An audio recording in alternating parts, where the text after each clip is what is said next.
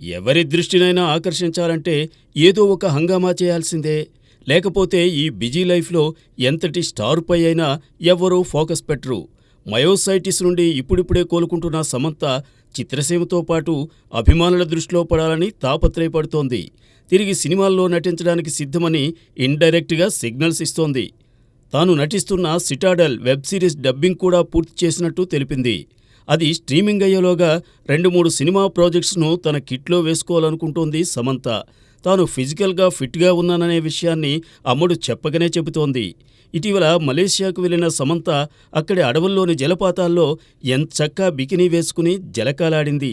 ఆ ఫోటోలను తాజాగా ఇన్స్టాగ్రామ్లో పోస్ట్ చేసింది. ఆ గ్లామరస్ ఫోటోలు చూసి ఫ్యాన్స్ ఉక్కిరిబిక్కిరైపోతున్నారు.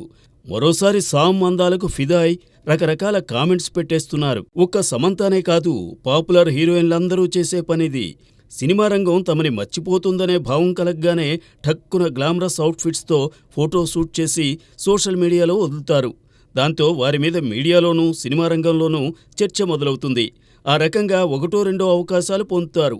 ఇదిలా ఉంటే సమంత బికినీనే కాకుండా 2 రోజుల క్రితం క్లీవేజ్ షో ఫోటోస్ను ఇన్స్టాలో పోస్ట్ చేసింది.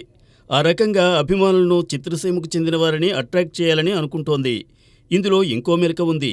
అదేమంటే ఇలా వర్మ తరహాలో అందరినీ తన వైపు తిప్పుకుని పనిలో పనిగా సమంత టేక్ 20 పాడ్కాస్ట్కు ప్రచారం చేసుకుంటోంది. ఆటో ఇమ్యూనిటీకి సంబంధించి హెల్త్ అండ్ ఫిట్నెస్ ట్రైనర్ అల్కేష్ను ఇంటర్వ్యూ చేసి దాని తొలి ఎపిసోడ్ను అప్లోడ్ చేసింది. మరి సామ్ ఇండైరెక్ట్ సిగ్నల్స్ను గుర్తించి ఏ నిర్మాత అయినా ఛాన్స్ ఇస్తారేమో చూడాలి.